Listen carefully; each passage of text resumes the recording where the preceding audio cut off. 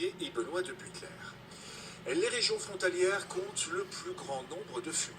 Les buralistes français n'en profitent pas pour autant.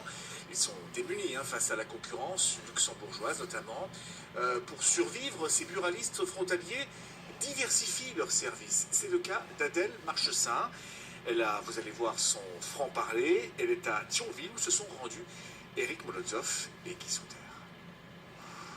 Cela fait 35 ans qu'Adèle Marchessin est buraliste à une encablure du Luxembourg.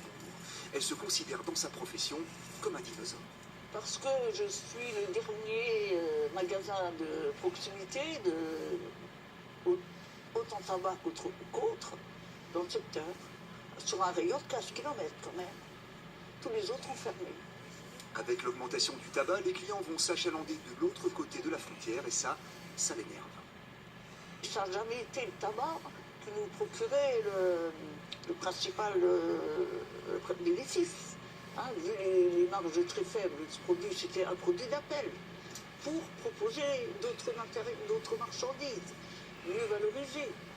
Donc ça a été une chute brutale de clientèle, divisée par deux.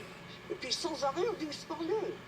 Et quand on lui parle des aides de l'État, on nous promet sans arrêt des améliorations, mais on ne voit rien venir.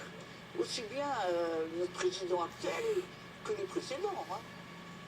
Et pour survivre, Adèle vend de tout. Du pain, des jeux, de l'alimentation, des cadeaux, des bijoux fantaisie, des jouets et même des articles de pêche, à bas vivant compris. Donc voilà, ici on a donc créé une petite boutique pêche. Voilà, ça intéresse beaucoup les pêcheurs parce que on est ouvert tout le matin, entre midi et le dimanche matin. Bon, ça reste entre nous, mais Adèle vend aussi des articles pour fumeurs de cannabis. C'est dommage qu'on n'en vote pas, franchement. Le Luxembourg, ça y est, ils n'en sautaient pas. Mais bon, apparemment, l'État français n'est pas encore prêt. Ouais. Le Luxembourg, ils ont peur de rien. Ils ont déjà pris le tabac, maintenant ils vont prendre le cannabis. Voilà. Du sport également. Il y a